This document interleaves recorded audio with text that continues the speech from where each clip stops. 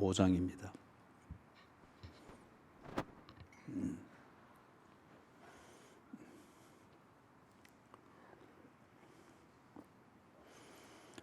아모스 5장.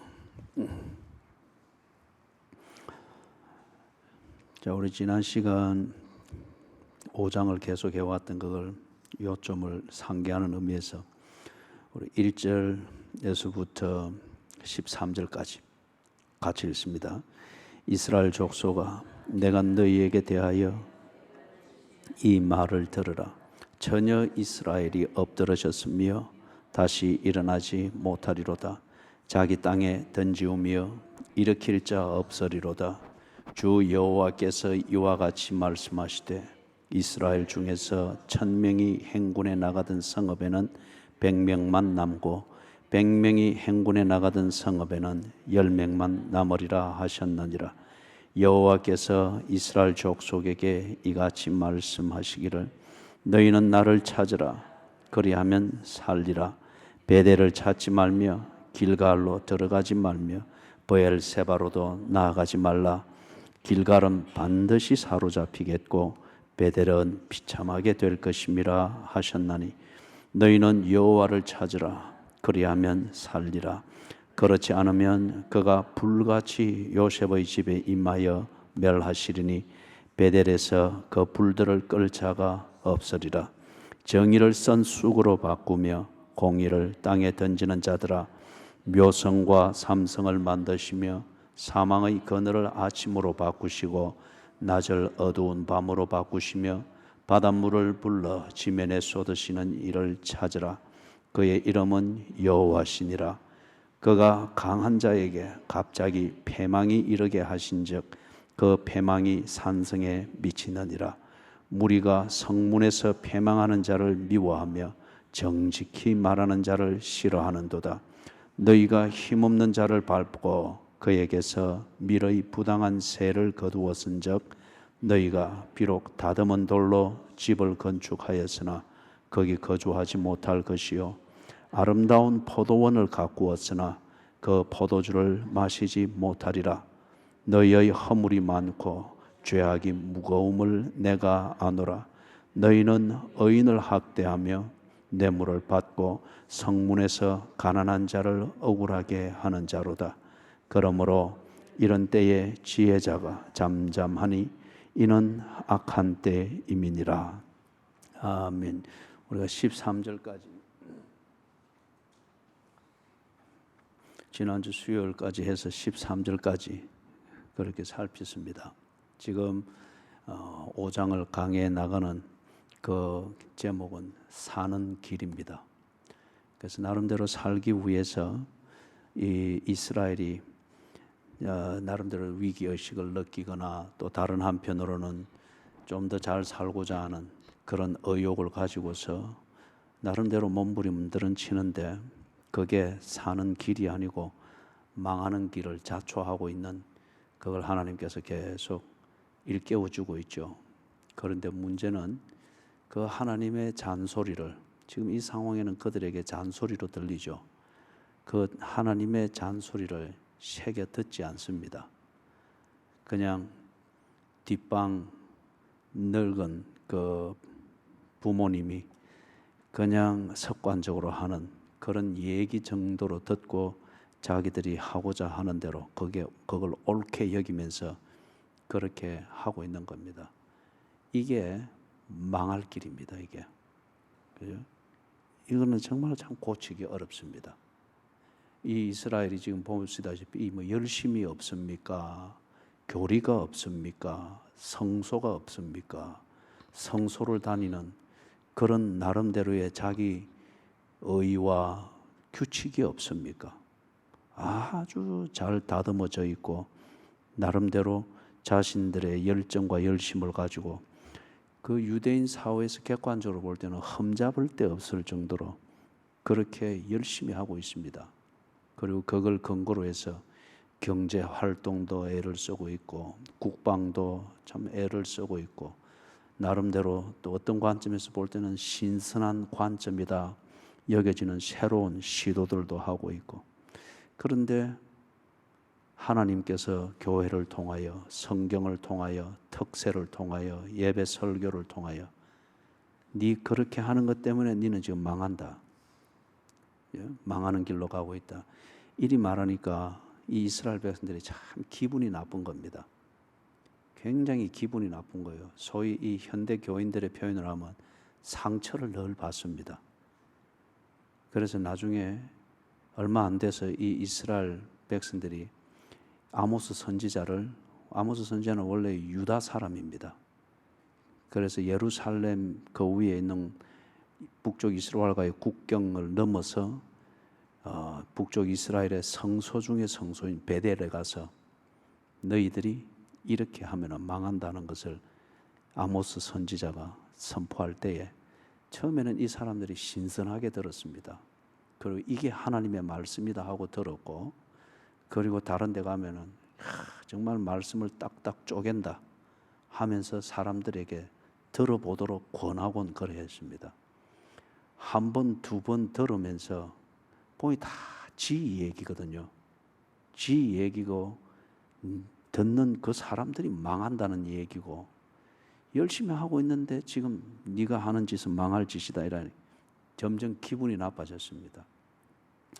그래서 쌍수를 들고 이게 하나님의 말씀이다 하고 아모스를 환영하고 선전하고 이래 했던 사람들이 나중에 이 아모스를 쫓아내 버립니다. 우리나라를 떠나 주십시오.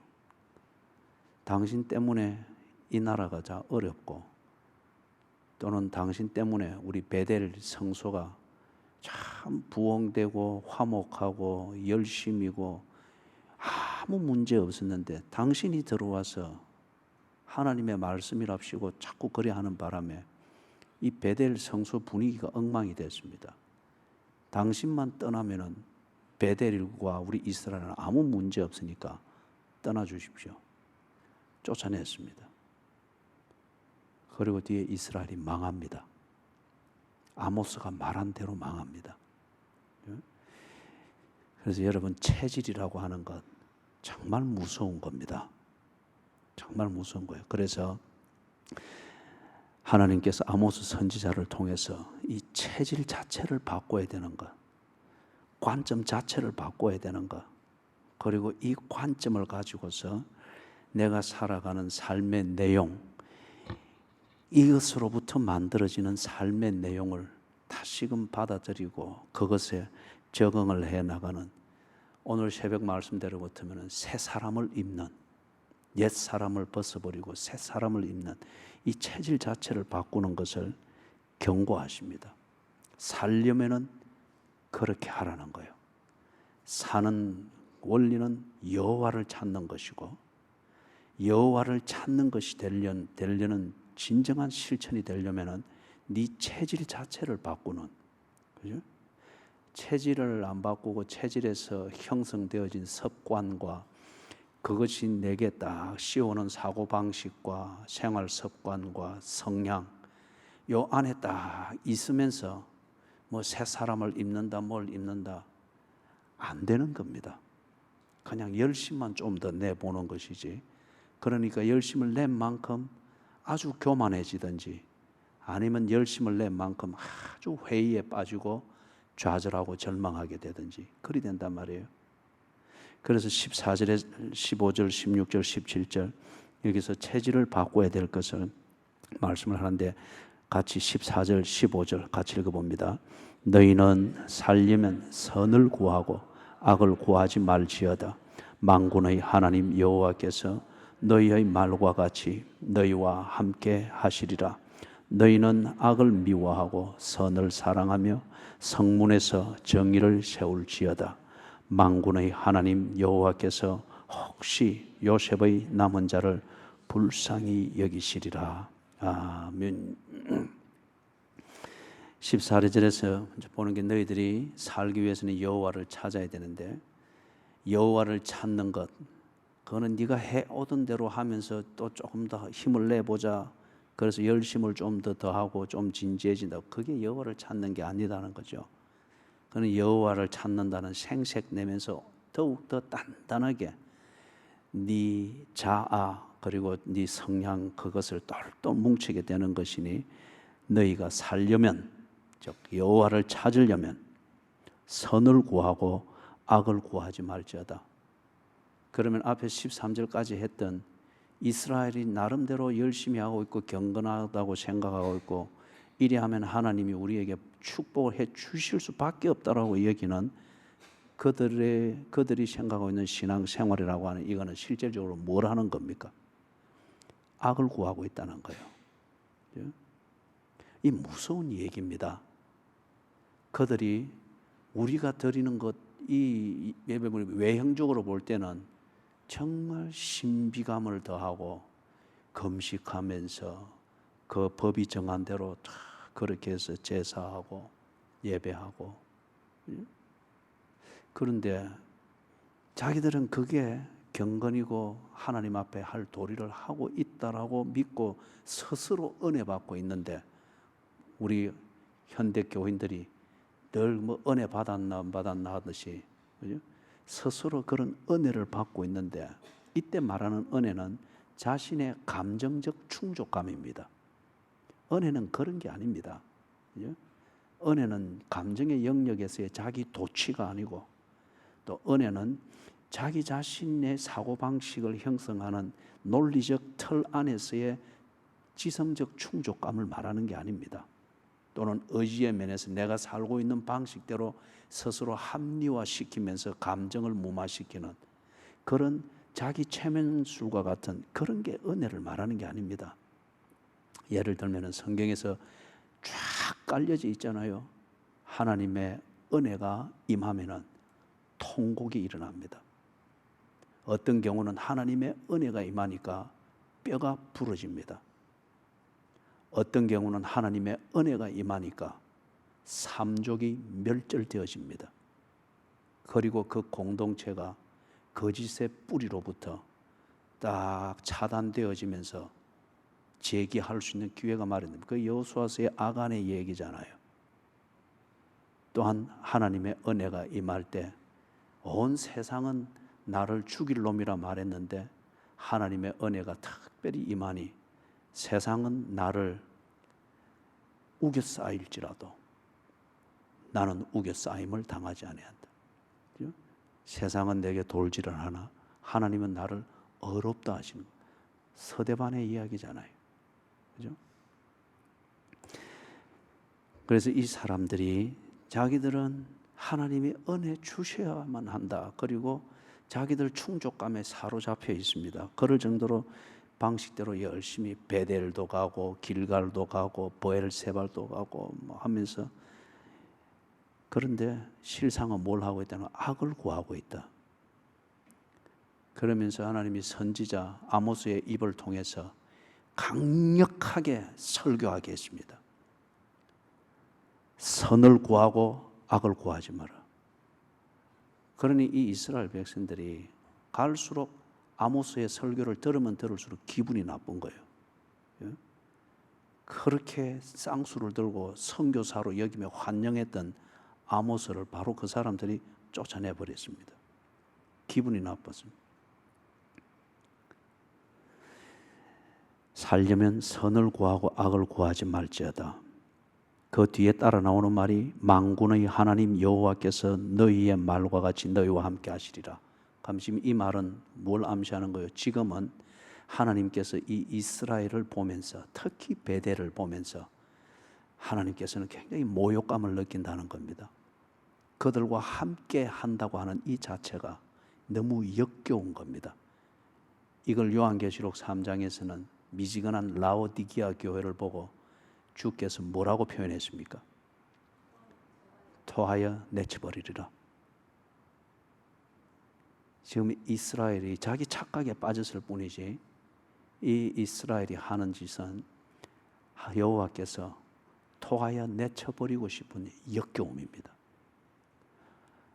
여러분, 우리가 특세 3주를 지금 지나가고 있으면서 오늘 이 말씀을 여러분의 기도 생활, 신앙 생활에 비추어 보십시오. 오늘 새벽에 우리가 거울을 이야기했죠. 비추어 보십시오. 우리의 참 지옥과 같은 우리의 오만함이 무언가 하면은 바로 이 자기 도취적 착각입니다. 내가 이렇게 하고 있고 내가 협조하고 내 나름대로 최선이라 스스로 자화자찬하면서 그렇기 때문에 나는 하나님의 은혜를 받는다, 그리고 받고 있다라고 착각하는데, 만군의 여호와께서는 당신과 함께 있는 게 역겹다고 하는 거예요. 참 무서운 얘기죠. 설교를 듣는 시간이 여러분의 양심을 후벼파고 여러분이 단단하게 보호막으로 쳐놓은 인격의 담을 가차없이 허물고, 그럴 때에 그 현실을 여러분이 직시할 수 있는 정직함과 담대함과 그리고 하나님을 우러러 볼 수 있는 겸손함이 있기를 간절히 바랍니다. 간절히 바랍니다. 자, 이걸 조금 더 이제 우리가 좀 정리를 해봐야 됩니다. 선이 그러면 무엇일까요? 그리고 상대적으로 악은 무엇일까요? 선과 악이 양분되어지는 것을 볼 때에 기독교가 성경을 통해서 우리에게 가르치는 도덕 또는 사랑, 이것이 모든 사람과 화목을 이루고 모든 사람에게 옳다는 인정을 받는 그런 처신이 근본적으로 될 수 없는 것을 우리에게 가르칩니다. 화목해 하는 자는 복이 있나니 저희가 어떻게 된다고요? 하나님의 아들이라 일컬음을 받으리라. 그리고 예수께서 제자들에게 세상이 너희를 보고 너희가 내 제자인 줄 알리라. 뭘 어떻게 하면요? 서로 사랑하면. 그러면은 세상이 너희를 보고 너희가 내 제자인 줄 알리라. 그렇게 해서 사랑을 한답시고 애를 쓰고 화목해 하려고 뭐 나름대로 노력을 하는데, 이게 이 세상이 말하는 박애주의, 거기서 나오는 어설픈 제스처, 그런 평화주의, 그런 유화적 제스처, 이것하고 구별이 되어지지 않는 사랑, 화평케 하는 자의 그런 뭐 노력, 이것이 된단 말이에요. 이거는 엄청난 잘못이고 이거는 기독교의 본질을 오도하는 것입니다. 선과 악이 존재하는 걸 여러분이 인정하지요. 그죠? 우리 자체 안에서도 이 두 가지가 있기 때문에 오늘 새벽에 로마서 7장에서 본 것처럼 자체 안에서 갈등의 소지가 되잖아요. 그런 것 같으면은 성경이 우리에게 가르치는 도덕, 그리고 화평케 함, 내가 하나님의 예수님의 제자인 것, 이 본성이 드러나는 이웃을 사랑함, 서로 사랑함, 이것은 무엇이냐? 여기 표현대로 들으면 선을 구하고 악을 미워하는 것이 되어야 됩니다. 그런 것 같으면 선에 속해 있는 자들 또는 선을 구하는 자들에게는 나는 저들에게 유익이 되고 도움이 될 것이며 그들로부터 칭찬을 받게 될 것입니다. 반면에 악에 속해 있는 자들과 악을 추구하는 자들, 그리고 악을 가지고 즐기며 그것이 행복이라 여기는 자들에게 나는 원수 취급을 받게 될 거예요. 그리고 나는 쫓겨남을 당하게 될 거예요. 예수가 십자가에 못 박혔던 것처럼 악의 무리에 의하여서 나는 저들의 말로 화평을 깨는 자라고 하여 십자가에 못 박힘을 당할 겁니다. 그걸 말하는 게 예수님께서 예수가 오시면은 인자가 오셔서 복음을 던지면은 그 가정에 뭐가 일어난다 했습니까? 어머니와 딸이 싸우고 아버지와 아들이 싸우고, 그죠?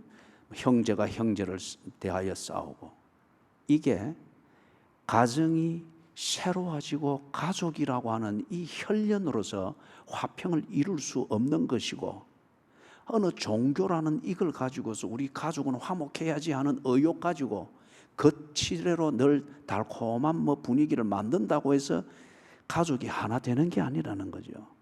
그죠?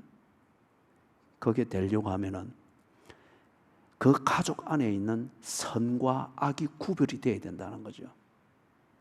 그리고 선을 알고 선을 추구하는 같은 생각을 가지고 빌립보스의 2장에 있는 것처럼 같은 마음을 가지고 같은 뜻을 품고 같이 하나 되어지는 선을 구하는 이것으로 체질이 바뀌어야 정말 가족이 된다는 거죠. 뭐 밥 한 그릇 먹는다고 해서 가족이 되는 거 아니잖아요. 오히려 가족이라는 관계를 이용해서 얼마나 악을 저지르는지. 선이 그러면 뭘까요? 간단하게 정리하면 이렇습니다. 선은, 성경이 말하는 선은 무엇이냐? 하나님과의 관계 중심, 하나님과의 관계를 중요하게 여겨서 취하는 결정이요 행동입니다.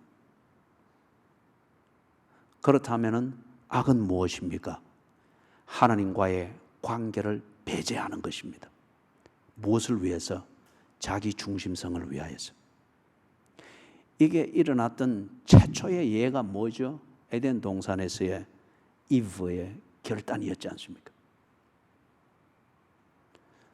우리 인간적 관점에서 볼 때는 이브가 참 독립심도 있고 무언가 독립이 되고 신분 상승을 위해서는 결단을 해야 되는 단호함으로 보입니다. 그러나 결단력이 있고 리더십이 있고 자기 주도형의 삶이 있어서 모험을 감수하는 결단력이 있어서 먹지 말라 하는 것을 탁 따먹어보는 모험심도 있어 보이고 그런 면에서 여러 얘기를 할 수 있습니다. 그러나 가장 근본적인 건 뭐예요? 하나님과의 관계를 중요시 여기는 것을 무시해버렸습니다. 그리고 자기 중심성을 위하여서 하나님과의 관계를 배제해버렸습니다. 그렇기 때문에 이브가 모험을 시도하고 자기 주도형의 무언가를 결단을 내리고 용감했으나 그러나 근본적으로 하나님과의 관계를 배제했기 때문에 하나님으로부터 쫓겨났습니다. 선은 하나님과의 관계를 중시하며 하나님과의 관계에 합당하도록 생각하고 판단하고 행동하고 이게 선입니다. 다른 말로 말하면 창세기 1장에서 하나님께서 하루를 지으시고 하루의 일을 마감할 때 뭐라고 하셨습니까? 보시기에 좋았더라. 창조의 사역을 다 마친 뒤에 하나님이 뭐라고 했습니까? 보시기에 심히 좋았더라. 하나님 보시기에 좋은 것이 선입니다. 그러면 그 기독교의 독단이지 않습니까? 그렇습니다. 그죠? 내가 불교 철학을 믿는 불교 종교인일 것 같으면 나는 이렇게 말하지 않을 겁니다. 그러나 나는 이 성경을 믿는 믿음 위에 서 있는 그리스도인입니다. 그리고 이 믿음이 옳다고 하는 것을 제가 60여 년 살아오면서 순간순간에도 점검이 되었고 60여 년에 이 인생을 쫙 돌아보면서 내 나름대로 파노라마를 돌려볼 때에 내게 믿도록 하신 하나님의 말씀과 진리대로 되어져 왔습니다. 진리대로. 그래서 이 믿음 위에 서서 나는 분명히 이것을 믿습니다. 하나님이 보시기에 좋다 하면 그게 선입니다. 내 남편이 아무리 나를 못됐다고 할지라도 내가 그렇게 살아가는 것을 통해서 하나님이 보시기에 좋다 하면 나는 선한 아내입니다. 하나님이 선하게 여기는 그 아내를 남편 때문에 불행하게 만들 법이 없습니다. 남편을 변화시켜서라도 그 아내를 통하여서 나타내게 하시고 하나님이 좋아하시는 그 선이 그 가정에서 이루어지게 하실 것입니다. 이게 제 가정에서도 그렇게 되었고 60여 년을 지나오면서 이 관계 안에서 스쳐갔던 교인들과 이웃 사람들과 선후배들의 가정에서도 그렇게 되었습니다. 하나님 관계, 하나님과의 관계 중심. 반면에 악은 하나님과의 관계 중심을 배제하면서 하고 내 중심, 자기 중심성 이것을 합리화하는 그 삶을 추구하는 것, 그걸 보고 악이라고 합니다. 그렇기 때문에 모든 사람들이 참 저 사람 착하다, 법 없이도 살 사람이다라고 하지만은 하나님 보시기에는 악한 사람입니다. 세상 사람들이 저 창녀, 아이고 저 온 마을 사람들이 다 아는 죄인인데, 그리고 참 악한 사람인데 라고 할지라도 예수는 그 여인의 참 진심을 보셨고 세상이 보지 못하는 그 진심을 보면서, 그죠? 선하다 했습니다. 하나님과의 관계 중심이냐 자기 중심성이냐. 그래서 14절 하반절에 보니 만군의 하나님께서 여호와께서 너희의 말과 같이 너희와 함께 하시리라. 이 이스라엘의 구원, 이 이스라엘을 살리는 은혜는 어디에 있다는 겁니까? 만군의 하나님 여호와께. 그렇다면 그들이 사는 길은 만군의 하나님 여호와와의 관계를 정립하고 그 관계에 합당하도록 체질을 고쳐야 됩니다. 만군의 하나님 여호와라는 이 이름이 뜻하는 게 뭔가를 제가 한번 설명을 했죠. 한 2주 전에. 가나안과 메소포타미아의 신화에서 나오는 그들의 신화로 치면은 이 귀신들이 너무 많은 거예요. 그런데 그 귀신들 중에서 바다의 신이라 일컫는 얌이라고 하는 이 귀신을 제압할 귀신이 없는 거예요. 바다의 신 얌이 너가 전부 다 어떻게 된다 하는 이것을 막 전부 다 풀이 죽어가지고 이제 글이 있는데, 거기서 가나안의 종교의 이름으로 치면은 바알이 도발하듯 벌떡 일어나서 지가 전쟁하러 간다 해서 가서 얌을 꺾었죠. 그리고 잘라버린 시체로 하늘을 만들고 땅을 만들고, 그리고 바알이 개선할 때에 풀 주고 있던 이 귀신들이 이기고 돌아오는 바알을 맞이하기 위해서 전부 다 일어나서, 그죠? 만군의 신이다 라고 하면서 바알을 찬양한 거예요. 만군, 온 귀신들 위에 뛰어난 귀신. 그게 바다의 신이 아니고 그를 꺾은 바알 당신입니다 하면서 만군의. 그래서 그 이스라엘 백성들도 그런 식으로 자꾸 가나안 종교화 되어져 가니까 여호와께서 여호와가 어떤 분인가를 가르치기 위해서 그들에게 익숙해 있는 이 표현을 가지고서 정말 만군의 여호와, 만군의 신이 누구인가 이걸 가르치는 거잖아요. 그렇기 때문에 만군의 여호와, 누구도 감당할 수 없는 만군의 여호와가 됐다 하면 된 겁니다. 그가 좋다 하면 선한 겁니다. 만군의 여호와가 섭섭하다 하면은 지금 당신 잘못하고 있는 겁니다. 그걸 지금 14절 하반절에서 만군의 하나님 여호와께서 너희의 말과 같이 너희와 함께 하시리라. 즉 선을 구할 때 하나님과의 관계 중심의 삶으로 돌아갈 때에 하나님께서 더 이상 그를 역겨워하지 아니하고 오히려 그를 보는 것을 좋아하고 함께 하리라. 15절. 자, 그러면은 이것을 어떻게 실천하는가? 선을 구하고 악을 구하지 아니하는 것, 이걸 어떻게 실천하는가? 15절에서 이야기를 하는데, 너희는 악을 미워해라. 그리고 선을 사랑해라. 이걸 위해서 성문에서 정의를 세울지어다. 이렇게 말하고 있단 말이에요. 자, 이걸 뭔가 하면은 악을 미워해라. 그리고 하나님과의 관계 중심으로 네 삶의 우선순위를 정하고 그렇게 실천하는 것을 사랑해라. 이게 선을 사랑하는 것이죠. 자, 좀 오늘 우리 현대 표현으로 정리를 하면 이랬습니다. 오늘 우리 15절까지만 하십시다. 현대 표현으로 설명하면 이렇습니다. 지금 우리나라의 입장에서 제도를 개선한다, 뭐 현재 핫 이슈가 되고 있는 그것은 검찰 개혁을 위하여서 많은 것들이 국민들의 상식과 통념이 확 뒤집어지는 듯한 이 일들이 지금 쫙 진행이 되고 있는데 그게 옳은 건지 틀린 건지 저도 모르겠습니다. 그러나 기존의 우리의 통념과 상식과 정서를 아주 뒤집어 놓고 들여다봐야 되는 어떤 이런 것입니다. 그렇기 때문에 지금 국민 여론들과 이런 부분과 관련되어져 있는 정의 또는 법, 도덕 이것에 대한 국민들의 상식과 정의가 상당히 혼돈을 겪고 있는 게 사실입니다. 그런데 이런 대가를 치르면서도 불구하고 통치권에서는 제도 개혁을 해야 된다.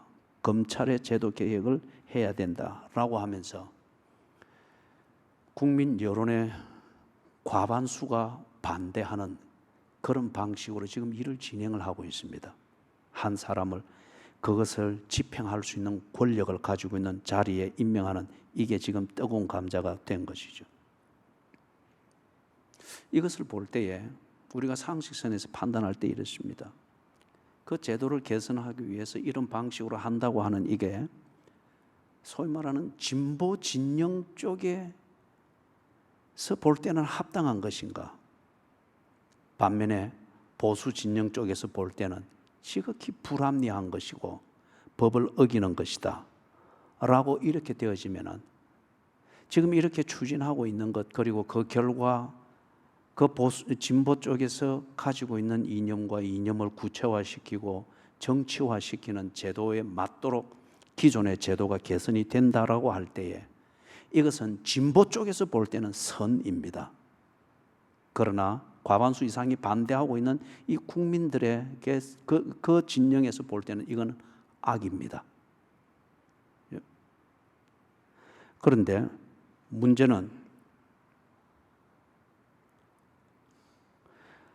한쪽에는 면죄부를 주고 똑같은 법으로서 그리고 똑같은 법 해석으로서 그것을 가지고 한쪽에는 면죄부를 주고 한쪽에는 유죄를 성립시키는 이러한 법 정신과 법 조항을 가지고 집행하여 어떤 이런 제도 개선을 만들고 추구해 나가게 되었을 때에 그게 과연 정의일까요? 정의는 균형을 잡는 것입니다.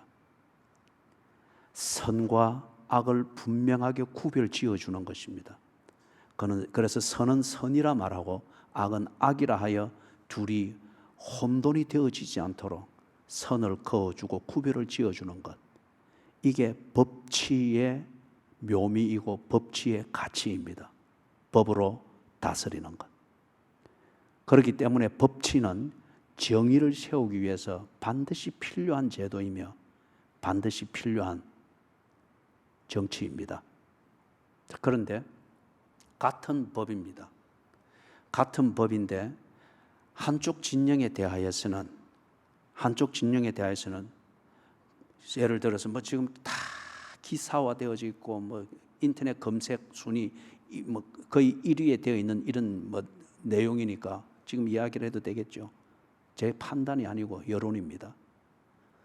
가족들의 비리와 어떤 이것이 지금 뭐 단죄된 것은 아니지만 그런 혐의를 가지고 조사 중에 있고 그럴 때에 그럼에도 불구하고 이런 케이스가 됐을 때에 이전에 정부에 있을 때 진보 쪽에서는 그것이 죄라고 하면서 사퇴를 해야 된다라고 그들이 지금 보수 진영에서 하는 것과 다를 바 없는 그런 반대의 목소리를 내면서 원외 투쟁을 하기도 하고 했습니다. 그죠? 그런 도덕을 지키지 못하면서 그리고 정의롭지 못하면서 다 드러났지 않느냐, 뭐 어떤 짓을 했느냐. 그렇기 때문에 당신은 사퇴해라. 그래서 그 참 소통이 안 돼서 불통이라고 단죄를 하고 보수 진영에서도 그 약점을 참 굉장히 안타까워했던 박근혜 대통령이 그 정부가 임명하고자 했던 국무위원들 중에서도 그 고집스러운 그 박근혜 대통령도 2명인가 3명을 임명을 하지 않고 철회를 했죠. 이런 도전을 받으면서. 그런데 지금 똑같은 법이에요. 도덕의 문제고 가족의 문제고. 그런데 그걸 가지고서 지금은 그 법이 있는 똑같은 사회임에도 불구하고 장관직에 임명이 됐단 말이에요.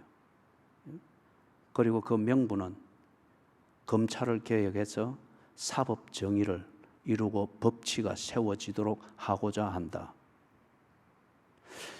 그 법을 가지고 한쪽에는 면제를 주고 한쪽에는 그걸 가지고 어떤 유죄를 성립을 시키는데 그 법을 집행하는 당사자가 그것과 관련되어 있단 말이에요. 이럴 때에 정의가 세워지는 것이냐? 저는 그걸 통해서 찬성하는 쪽의 여론은 이분은 해낼 수 있다. 그걸 위하여서 이런 소소한 것들은 우리가 듣고 넘어가야 한다. 찬성론자들의 온건파들의 그런 주장이기도 합니다. 그럴 수도 있다고는 생각합니다. 그러나 보다 근본적인 면에서 모순된 이것에 대하여서 국민들이 납득이 되도록 풀어줘야 됩니다. 그래야 이 나라에 법치가 살아있고 정의를 기대할 수 있죠. 같은 법인데 보수가 잡았을 때는 진보를 정죄하는 법이 되고 진보가 정권을 잡았을 때는 보수를 정죄하는 법이 되고 똑같은 케이스인데 자기 쪽은 그것을 합리화시키는 근거로 삼는다라고 하는 것 같으면 이거는 정쟁을 위한 법치이지 정의를 세우기 위한 법치는 아니잖아요. 그렇기 때문에 법치 끝에 진보와 보수가 번갈아가며 정권을 잡을 때마다 참 국민들이 보기에 너무 마음이 상할 정도로 보복 정치가 계속되어지잖아요. 정치하는 사람들은 그게 적폐고 뭐고 한다고 하지만 김영삼 정권 때부터 바뀔 때마다 언제나 정권 잡은 초기 3년 동안은 칼바람이 불었잖아요. 사정의 바람이 불었잖아요. 그렇죠? 필요할 수도 있습니다. 그러나 그 법치가 정의를 세우는 법치가 되어야 되는 것이죠. 지금 여기 15절에서 말하는 이게 지금 그걸 말합니다. 그걸 위해서 내가 오늘 현실의 예를 들은 거예요. 너희는 악을 미워하고 선을 사랑해라. 어느 게 악이고 어느 게 선인지 이것을 분명하게 구별하고 악을 저지르면서 선을 하고 있다 또는 선을 하고 있는 자를 악을 저지른다고 하면서 매도하고 예를 들면 베델에 오지 아니하고 우리가 하는 방식대로 예배하지 아니하고 이 시대에 맞지 않도록 예배하고 신앙생활하는 것 그것은 악이다라는 식으로 통념을 가지고 매도해버리는 것 그거는 정의를 세우는 법치가 아니라는 거예요. 악을 미워하고 선을 사랑하는 것 이것을 이 사회가 똑바로 할 수 있도록 성문에서 법을 바로 적용해라. 이 성문은 사법 행위를 하던 자리입니다. 우리 지금 이 사회를 치면은 법정입니다. 여기서 그 권위를 가지고 법을 집행하는 자리였죠. 그래서 성문에서 즉 법을 기준으로 해서 정말 하나님 중심으로 하나님과의 관계 중심으로 한 것이냐 자기 중심성을 가지고 한 것이냐 선과 악을 분명히 구별하여서 이 백성들이 오도되어지지 아니하도록 그래서 선을 사랑하고 악을 미워하는 이것이 분명하도록 법 집행을 바로 해라. 그때 이스라엘 백성들의 법의 근간은 뭐였습니까? 모세의 율법이었습니다. 하나님의 말씀, 그것을 가지고 하나님의 뜻이 무엇인가? 이게 아까 길게 예를 들었던 것처럼 이 현대의 이 사회의 그것처럼 북쪽 이스라엘이 하는 것은 선이고 남쪽 유다가 하는 것은 악이다. 똑같은 것인데 남쪽 유다 사람이 북쪽 이스라엘로 기화했다고 해서 그렇기 때문에 똑같은 법인데 자기 편으로 기화했다고 해서 당신이 하는 것은 선이고 여전히 남쪽에 있는 자는 악이다라고 하는 것 같으면 이거는 법치가 아니죠. 하나님의 율법을 율법대로 바로 쓰는 것이 아니죠. 진영 논리죠. 집단 이기주의를 합리화하기 위해서 그리고 그 집단에 숨어서 자기 중심성을 챙기고 있는 개인의 지극히 악독한 이기주의를 챙기기 위하여서 이 법을 보호막으로 쓰는 악이죠.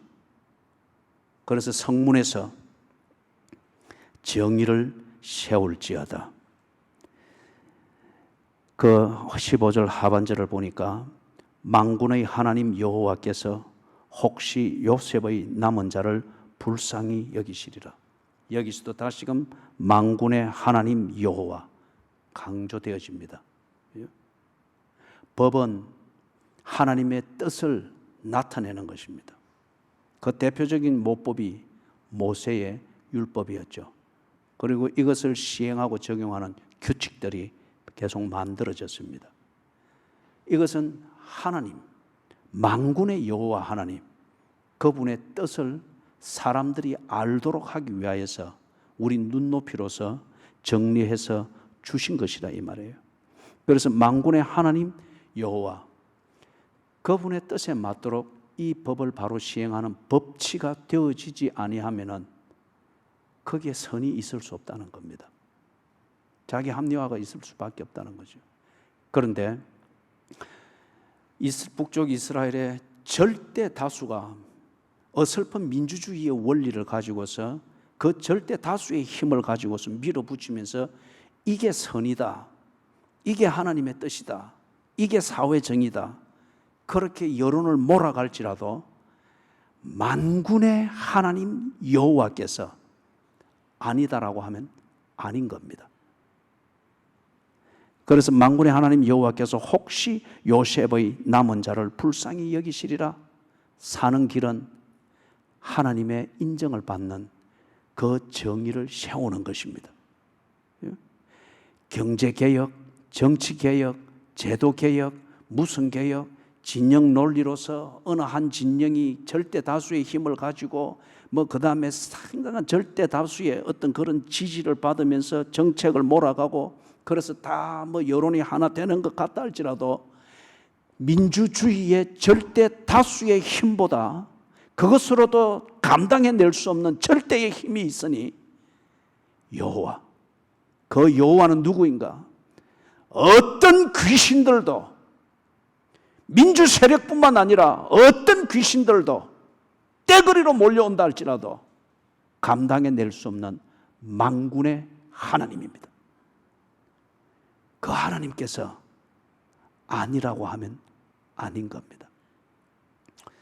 사랑하는 여러분, 우리가 다음 16절, 17절 할 때 또 보게 되겠지만은, 또 내일부터 계속되는 특세 기간 동안에 이걸 마음에 좀 꼭 새기도록 하십시오. 그리스도인은 반일 감정, 반공 이데올로기, 자본주의 이데올로기 또는 사회주의 이데올로기, 아니면은 진보 진영, 아니면은 보수 진영, 노동조합 운동을 찬성하는 것, 아니면은 자본주의 관점에서 사주적의 거기서 그 입장에서 보는 경제적 이데올로기, 그리스도인은 그 관점에서 허우적거려서는 안 됩니다. 만군의 하나님 여호와 앞에서 보수와 진보를 동일하게 보아야 되고, 어떻게 하면 조화를 이룰 수 있으며 법치가 세워질 수 있는가를 보아야 할 것이며, 오늘 이 핫포테이토, 이 뜨거운 감자가 되어버린 우리 조국 장관, 그분과 관련되어진 이 모든 국가적 이 이슈들에 대하여서도 우리가 진보 진영의 논리, 보수 진영의 논리, 자기 성향의 관점에서 기도하고 뭐하고 끌어대고, 그거는 북쪽 이스라엘과 같다는 거예요. 지금 이 시점에서 볼 때는 이 나라는 진보도 필요하고 보수도 필요합니다. 만군의 여호와의 그 관점에서, 그분이 주신 법 앞에서 정말 정의가 무엇인가, 법이 어떻게 세워져야 되면, 이 도덕이 어떻게 세워지며 어떻게 마련되어야 되는가 살필 수 있어야 됩니다. 만군의 여호와께서 얼굴 돌려버리면 온 세상에 허감이 이르렀죠. 예수께서 십자가에 못 박힐 때에 정오부터 오후 3시까지 깜깜했다고 했지 않습니까? 이걸 두고 아서 핑커라는 이 목사님이 주석을 하기를, 빛이신 여호와께서 당신의 아들이 죽어야 될 죽음을 주거나 아들의 죽음을 보는 아버지의 마음이 아파서 얼굴을 돌렸다는 거예요. 그래서 세상이 깜깜해졌다. 아주 그림적으로 그렇게 주석을 한 것이지만 그 의미는 심각한 겁니다. 만군의 여호와, 그분이 좋다 하면 선입니다. 그분이 역겨워하면 그건 악입니다. 보수를 세우는 것도 진보를 세우는 것도 이게 그리스도인의 궁극적 관점이 아니고, 그들의 이념을 따라서 정말 소신껏 정치하고 때로 필요하면 정쟁을 할 수 있도록 그리스도인들은 만군의 여호와 앞에서 자기의 자리를 지켜야 됩니다.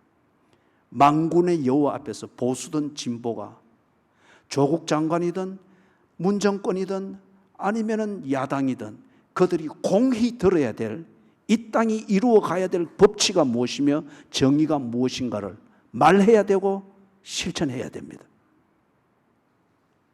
하나님이 됐다 하면 그게 사는 것이고, 하나님이 역겨워하면 망한다고 합니다.